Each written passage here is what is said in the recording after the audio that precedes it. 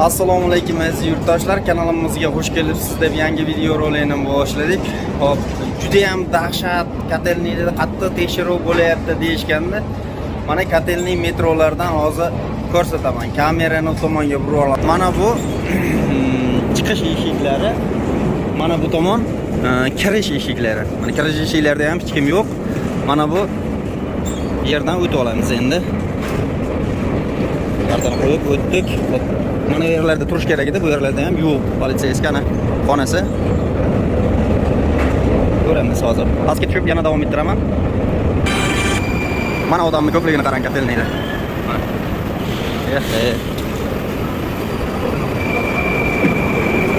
Lekin politsiyskilarni ko'rmadim.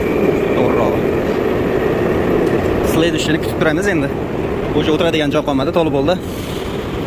Mana o'rtalargacha boraylik. Hamma yo'q tinch.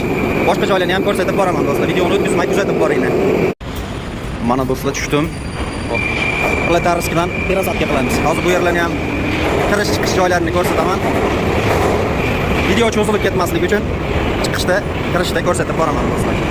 Deyarli shu yerda juda ham ko'p bo'lardi, bu ham toza mana. Kirish chiqish joylari.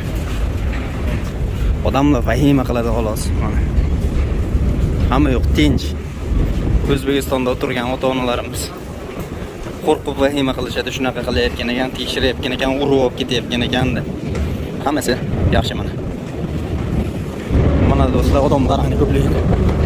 Pastga ham tushib oldik. Mana shuncha. Xo'p, men bu tomonga yuraman endi. Hamma yo'q tinch. Yana ko'rsatib boraman do'stlar. Hop, bundan tushdim mana. Bu yer ham tinch, ko'rsatib boraman.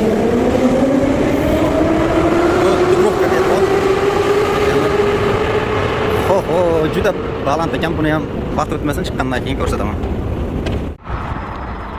Mana do'stlar, Dubrovka metroni ham tashqarisiga chiqib oldik. Tashqarilarni mana ko'ramiz, hamma yo'q, tinch. Bu vahima qilishga hech ham hojat yo'q, mana. Hamma yer tinch, hayot bir maromida davom etmoqda. Do'stlar, kim shu kanalga obuna bo'lmagan bo'lsa, obuna bo'lib qo'yinglar. Bittadan like bosib qo'yishingizni so'rab qolaman. Sog' bo'linglar, salomat bo'linglar. Kelgusi roliklarimizda ko'rishguncha, xayr sizlar.